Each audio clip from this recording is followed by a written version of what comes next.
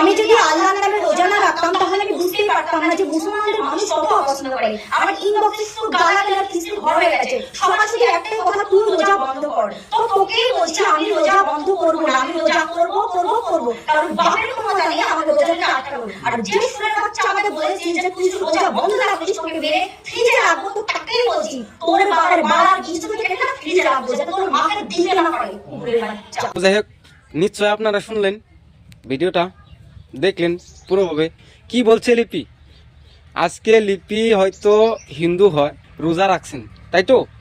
রোজা থাকাতে তার কার কি গুড মারা গেছে? হ্যাঁ, তোমাদের কেন এত মাথা ব্যথা? ও রোজা রাখছে, ওর ব্যাপার, সেটা ও হিন্দু হোক বা মুসলিম হোক, রোজা থাকার অধিকার সবারই আছে। এটা তো এরকম নয় যে শুধু মুসলিমরা রোজা থাকবে আর হিন্দুরা রোজা থাকতে পারবে না, এরকম তো নয় না। এর পোদ মারানি, শালিকে পোদ মারার দরকার, চুপ মারানি উল্লা। ভালো খারাপ সব ধর্মের মানুষের মধ্যেই থাকে, তবে তোমরা মুসলিম হয়ে যে ওই মেয়েটাকে গালি গালাজ দিচ্ছ, হ্যাঁ, তোমরা কি রোজা রাখো না? হ্যাঁ, হারামখোর। তবে যাই হোক লিপি, তোমাকে আমি বলছি, এই তুমি যে গালিগালাজ গুলো যে দিচ্ছ, তাকে শুধু তাকে টার্গেট করে গালিগালাজ করতে পারো, পরিয়াল নিয়ে কোনো গালিগালাজ তুমি করতে পারো না, এটা তোমার ভুল। তুমি যেভাবে বলতেছো যে পুদ মারানি গান মারানি, এটা কি তোমার ঠিক হয়েছে? যতটুকু তুমি ভালো সেটা তুমি ভালোভাবে দেখাও। তুমি রোজা রাখছো, হিন্দু হয়ে রোজা রাখছো, বেশ ভালো কথা, ধন্যবাদ তোমাকে।